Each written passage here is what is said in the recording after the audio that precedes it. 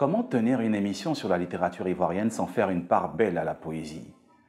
L'auteur que nous recevons aujourd'hui est l'une des figures les plus importantes de la littérature ivoirienne contemporaine, voire de la poésie ivoirienne contemporaine. Henri Nkomo vient aujourd'hui nous présenter son livre « Poèmes sauvages éclairés au feu de brousse », un poème dédié à une amie, un poème sur le deuil, un poème sur l'amitié. C'est tout à l'heure dans le décryptage.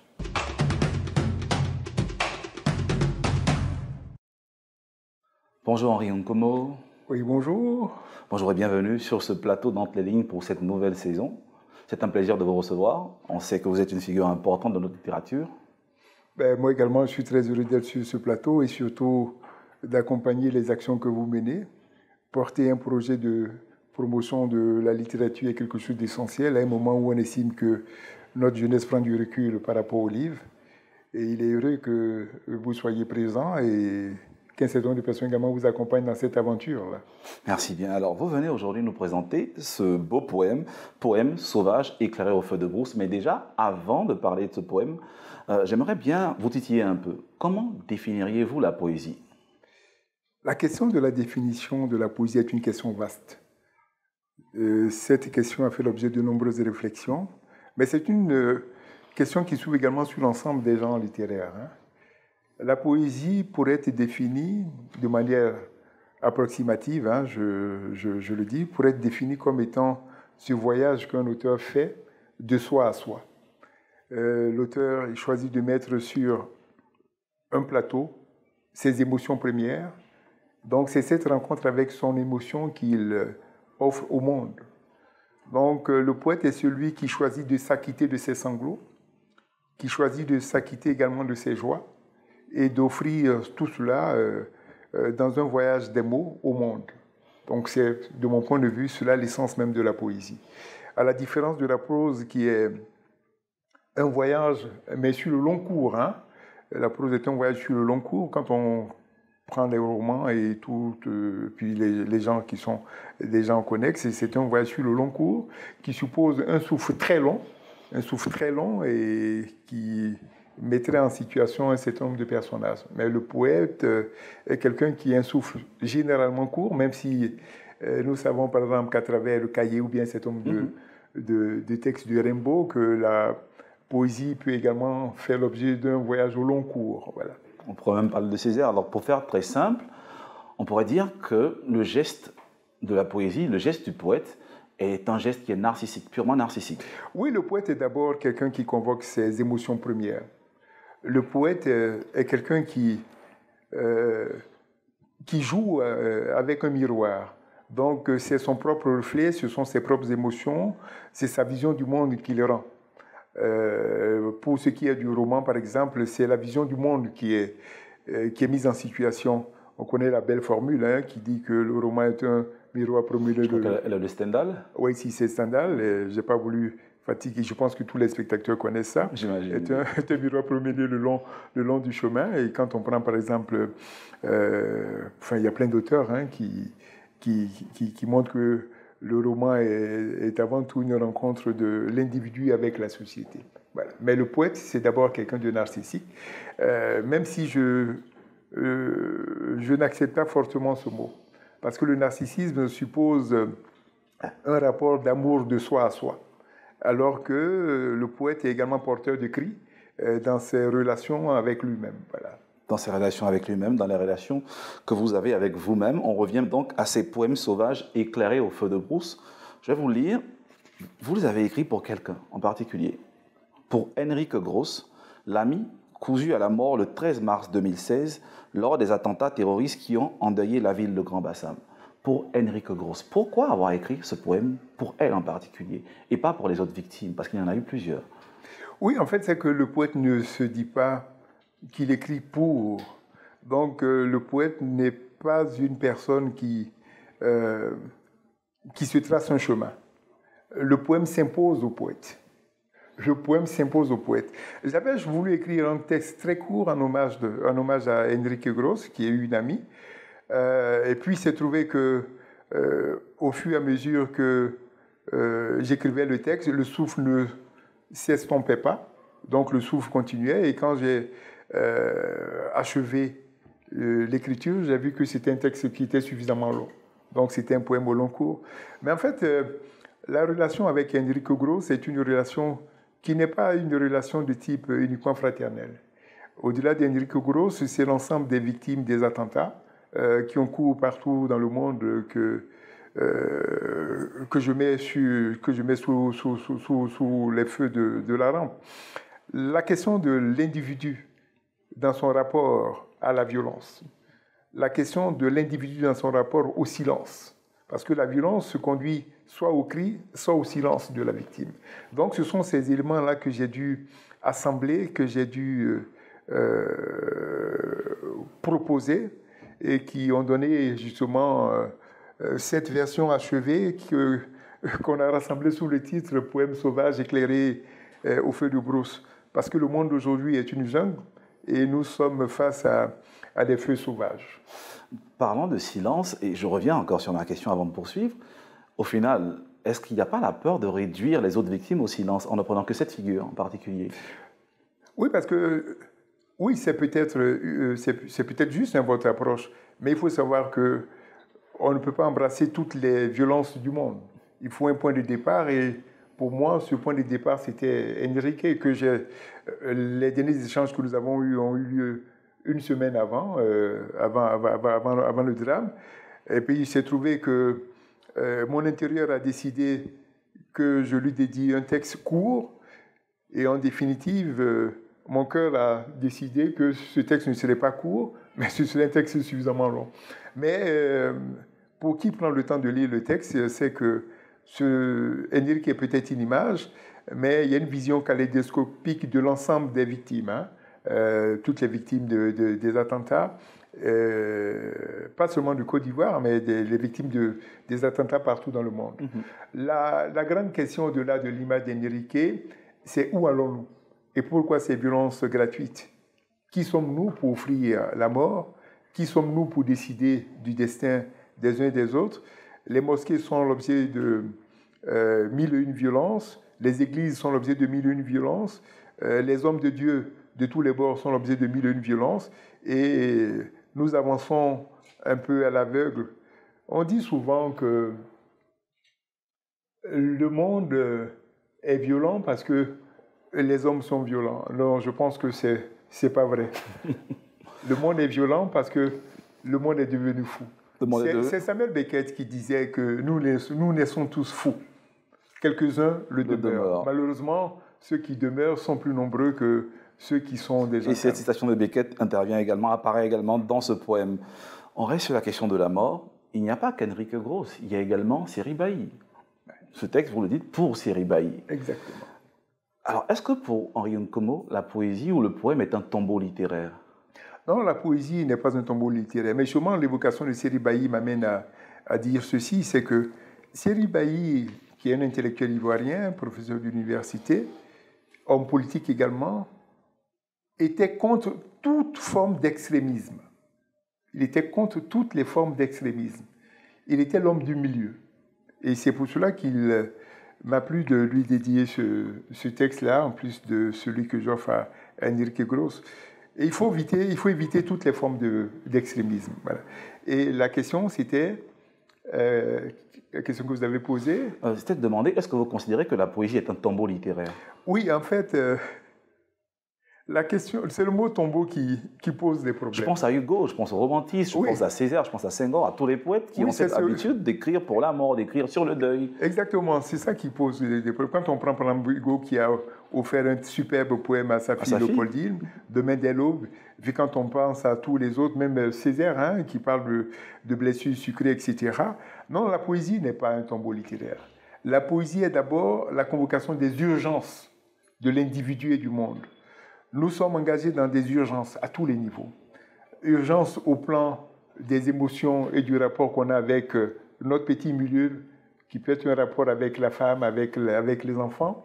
Urgence avec le monde environnement, c'est-à-dire qui s'étend à l'ensemble de la famille, à l'ensemble du corps social alentour. Mais urgence également par rapport à tout ce qui se fait dans le monde.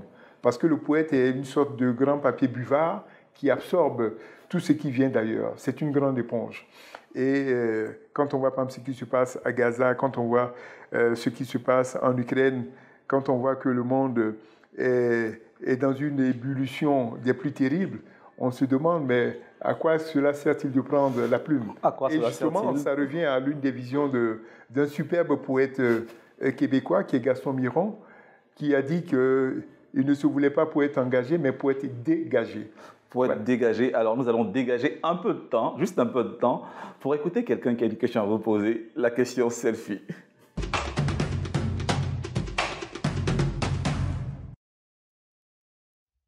Salut, moi c'est Steve Presley Kwame. Après lecture de l'ouvrage de l'auteur, j'aimerais vous poser une question. Pourquoi vos poèmes sont-ils sauvages?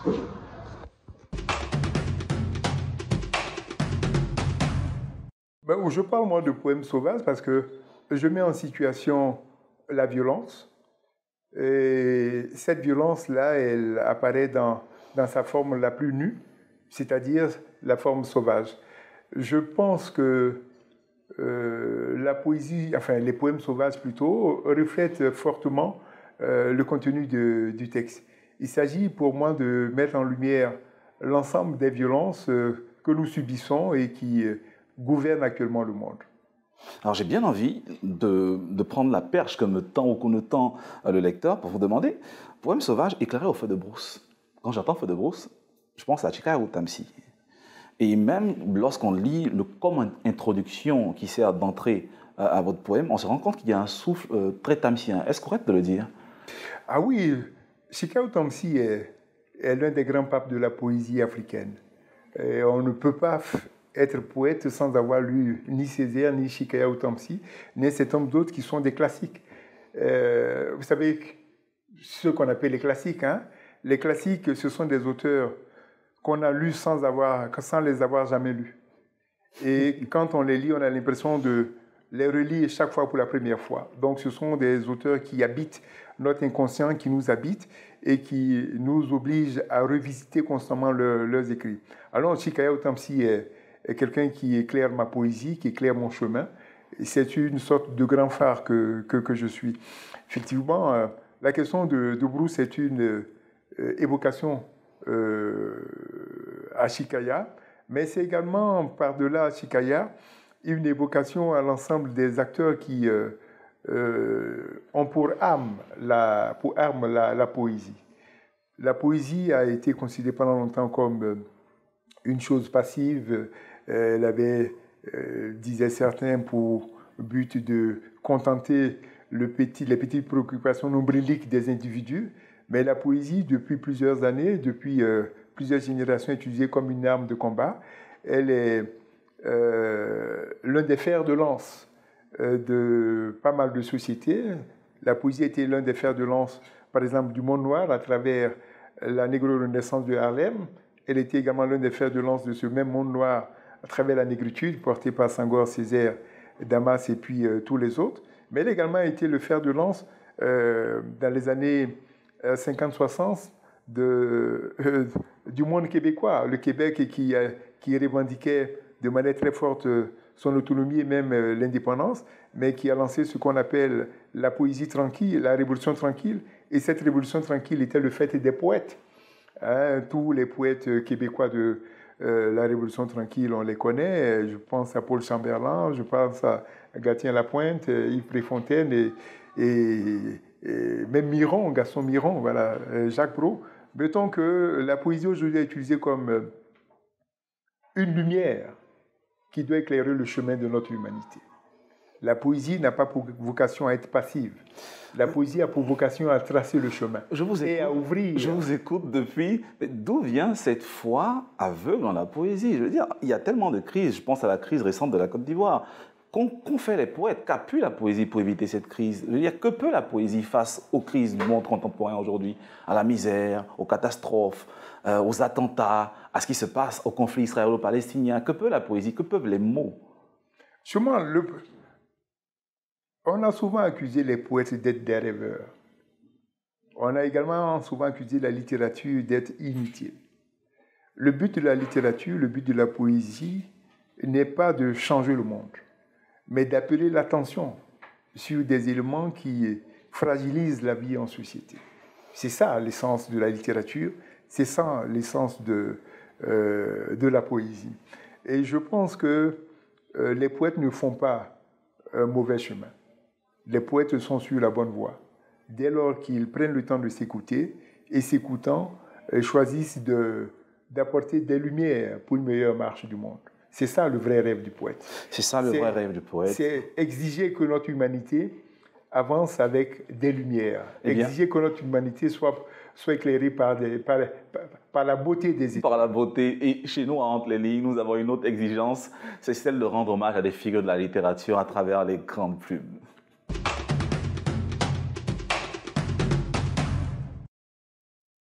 Dany Laferrière, baptisé Windsor Clébert Laferrière, en hommage à son père, né le 13 avril 1953 à Port-au-Prince, en Haïti, est un académicien, écrivain et réalisateur résidant principalement à Montréal et à Paris. Il reçoit le prix Médicis 2009 pour son roman L'énigme de retour. Entre 1985 et 2022, Dany Laferrière a publié 36 livres, entre autres Goût des jeunes filles en 1992, Pays sans chapeau en 1996, L'énigme du retour en 2009. Dany Laferrière, que dire si ce n'est vous demander, non, exiger que vous le lisiez le plus tôt possible. Henri Nkomo, Dany Laferrière, quelles sont vos relations avec cet écrivain? Est-ce que vous le lisez souvent? Est-ce qu'il vous a influencé de la même façon que Chikao Tamsi? Non, Dany Laferrière est un auteur que je connais. Je l'ai rencontré à plusieurs salons, à Paris, à Montréal, à Martinique. Non, Dany est un auteur qui est présent en moi. Il est présent en moi, pas en tant qu'auteur, mais davantage en tant qu'ami. Dany, au plan de l'écriture, je pense qu'il ne m'influence pas. Mais j'ai beaucoup de respect pour Dany, qui est l'une des plus grandes signatures de notre littérature contemporaine. Quand on prend l'ensemble de ses textes, qui ont quelquefois des titres un peu provocateurs, on voit bien que Dany nous conduit dans des voyages vraiment remarquables. Il nous offre des visions de nous-mêmes et puis du monde qui sont des visions de Monsieur Tout-le-Monde, mais en même temps qui apportent des lumières sur des aspects spécifiques de notre humanité. Dany est un auteur que je recommande également vivement à l'ensemble de vos téléspectateurs. Quelqu'un de très important. Dany qui est très sensible au paysage extérieur et également au paysage intérieur, tout comme vous. Je lis un extrait, celui de la page 16. Pour toi, les oiseaux désormais contraints de voler bien bas sont partis de leurs ailes décidées, une complainte dans le bec. Ils n'en pouvaient plus de ton absence, plus de chercher les échos de ta voix si vide, plus de ce soleil crevé dans le champ charnu, des orages.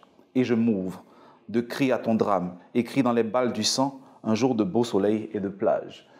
Il y a, dans cette écriture du deuil, l'impression que la nature également est en deuil, qu'il y a une sensibilité au deuil du paysage.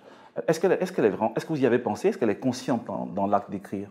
Ah oui, ça c'est quelque chose d'essentiel et tous les écrivains sont sensibles à ces réalités-là. Il y a 3 éléments essentiels qui sous-tendent l'écriture de la plupart des auteurs. Bien sûr, quand on passe le cap des auteurs du XVIIe, XVIIIe siècle, mais depuis, pour les auteurs du XXe siècle, il y a la question de l'arbre, il y a la question de l'oiseau et il y a la question de l'eau. Ce sont les éléments essentiels que nous devons protéger. Et je pense que les auteurs contemporains savent le combat qui est le leur. L'arbre, l'oiseau et puis l'eau. Les eaux sont polluées, il n'y a plus d'oiseaux, on réduit leur espace de vie. Et puis, les arbres, on en a de moins en moins. Mais la conséquence, l'humanité est en train de hurler. Donc, sensibilité à la nature qui est en deuil, évidemment, parce que le poète est en deuil, mais il y a également une sensibilité au rythme. Est-ce un tic d'écriture? Parce que la plupart de vos strophes débutent par « et », cette conjonction de coordination. Alors, est-ce que c'est un geste inconscient ou il y a quelque chose de l'ordre d'un marqueur rythmique? Oui, c'est un marqueur rythmique, et puis c'est Césaire qui vous rappelait ça. Hein. Il n'est de poésie qui ne soit pas porteuse de chant. Donc, ce retour constant du « et », qui est un retour anaphorique, est une sorte de chant intérieur, hein, vous savez, qui impose un chemin vers la litanie. Hein, c'est une sorte de litanie qui gouverne l'ensemble du texte. Et donc, ça rythme l'ensemble du texte du début à la fin. J'aime pas bien la notion de pleur, mais c'est également l'un des marqueurs du pleur. Vous savez que le pleur a été un retour constant j'allais dire, de la larme dans les yeux. Donc c'est ça, ce retour constant de la larme dans les yeux. Au travers Enrique Gross, au travers également toutes les victimes qui étaient à Bassam, et puis de toutes les victimes qu'il y a partout dans le monde, des victimes d'attentats. Il est malheureux que des gens se retrouvent dans des mosquées, dans des églises, et qui y laissent la vie parce que, bon, quelques personnes, j'allais dire un peu déréglées, aient choisi d'y déposer une bombe. Voilà, donc c'est un peu ça, quoi. Nous allons dans un monde qui n'a plus de règles. Nous avançons dans un monde qui n'a plus de valeurs humaines. Alors, sommes-nous en train de retourner vers le chemin animalier qui est le nôtre, parce que c'est d'abord la nature première de l'homme. Nous sommes des hommes et malheureusement, partout où il y a des hommes, il y a des hommeries, pour reprendre l'un des mots de Sonny Labutansi. Henri Nkomo est-il un poète nihiliste, pessimiste? Parce qu'il répète depuis, le monde va mal, le monde va à volo, il y a des catastrophes, il y a des guerres, le monde est de plus en plus violent. Henri Nkomo est-il un poète nihiliste? Non, je ne suis pas un poète pessimiste. C'est le monde qui offre le pessimisme. C'est un peu comme la violence. Ceux qui, dans leurs écrits, parlent de violence sont considérés comme étant des auteurs violents. Non, ce ne sont pas des auteurs violents, c'est le monde qui est violent. Le pessimisme, ce n'est pas le pessimisme d'un auteur, c'est le pessimisme du monde. La preuve, toutes les énergies sont mobilisées pour que le monde sorte des ornières et que le monde reprenne le chemin de la vie à travers les combats qui sont menés pour l'environnement. Mais malheureusement, que faisons-nous? Dernière question. Comment le poète ivoirien que vous êtes, ou tous les poètes, peuvent-ils se protéger du pessimisme et du nihilisme du monde? Mais pour se protéger, il faut choisir d'avoir une vie d'aveugle. Ce qui, de mon point de vue, ne peut pas se faire. Le poète est quelqu'un qui est en contact constant avec lui-même et en contact constant avec le monde. Et il sera constamment témoin des blessures du monde. Et malheureusement, il faut que les hommes apprennent à changer, qu'ils retrouvent leur nature humaine et se départissent de leur nature animale. Le poète doit être aveugle, certainement. Merci Henri Nkomo. Merci pour ce beau moment de poésie, d'échange avec vous. Ah, mais c'est un plaisir partagé et vous faites partie des auteurs que j'admire également. Et voilà. Je le prends pour un compliment. Il a plu à mon cœur de vous écouter et d'échanger également avec vous. Il a plu à notre cœur également. À très bientôt. Merci.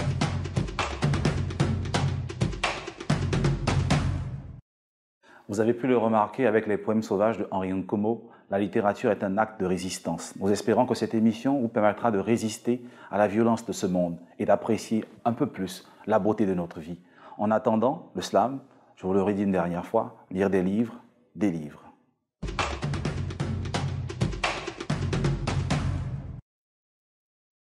A, B, C, D, E, F, G, H, I, J, K, L, M, N, O, P, Q, R, S, T, U, V, W, X, Y, Z. Mariam joue à la balle. Mariam joue à la balle. La balle, balle, bo, a, ba.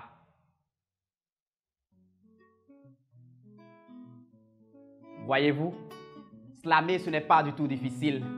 Depuis l'école primaire, on nous apprenait à slammer, sauf que le contenu de ce slam était faux. Hier, pendant l'une de mes balades, j'ai rencontré la petite Mariam. Le visage pâle, les yeux rouges, elle semblait affamée. Elle portait un morceau de pagne fané sous un body qui couvrait à peine sa poitrine. Sur sa tête, il y avait des sachets d'eau glacée dans une bassine. À mon retour, je l'ai vue dans un rang. Elle portait une petite culotte qui fermait à peine ses fesses. Je me suis dit qu'elle attendait le bus, mais non. Elle attendait le prochain client à qui elle offrirait son corps d'adolescent en échange d'un billet de 1000 francs. Et pendant ce temps, Billy regarde la télé. Billy regarde la télé, té. De génération en génération, Billy a regardé la télé, mais on ne nous a jamais dit ce qu'il regardait en réalité. Les années passent et Billy grandit. Plus il grandit, il devient bandit. Dans le quartier, il paraît le plus cool, le plus beau et le plus mignon. La nuit, dans les bars, cigarettes, drogue et alcool sont ses compagnons. À force de regarder les films en X, Billy a fini par mélanger les cheveux de toutes les servantes qui sont passées chez eux. Viol, vol, films d'horreur et de perversion. La vie de Billy en est la nouvelle version. Désormais, c'est lui que les ados regardent à la télé. C'est vrai que ça nous l'a lié bébé Gieblo, mais cette fois, les parents de Billy en avaient marre. Ne me demandez pas de vous raconter la suite de l'histoire tragique de Billy à la Maca. Peut-être que s'il était là, la calebasse d'Akissi ne serait pas cassée. Hélas, la calebasse d'Akissi est cassée. La calebasse d'Akissi est cassée. La calebasse, K. Le dramatique majeur de l'histoire d'une mineure. Face à cette tragédie, personne parmi nous ici ne sait comment ont réagi les parents d'Akissi. Dernier à se coucher après avoir lavé les assiettes. À son jeune âge, Akissi n'avait jamais connu la sieste. Parfois, ses pleurs étaient une berceuse pour qui veut l'entendre. Ses cris de douleur avaient remplacé le chant du coq et ses larmes, un marigot pour tout le village. Akissi n'avait plus de force pour crier, plus de larmes à verser. Alors elle a cassé le canari pour que sa tante lui enlève le peu de souffle qu'il lui restait, afin qu'elle rejoigne ses parents dans l'autre monde. N'eût été l'intervention de ce photographe grâce à qui nous avons vu les photos d'Akissi dans ce livre, elle ne serait pas cette grande dame qui a acheté la jolie moto de papa. A, B, C, D, E, F, G, H, I, J, K, L, M, N, O, P, Q, R, S, T, U, V, W, X, Y, Z.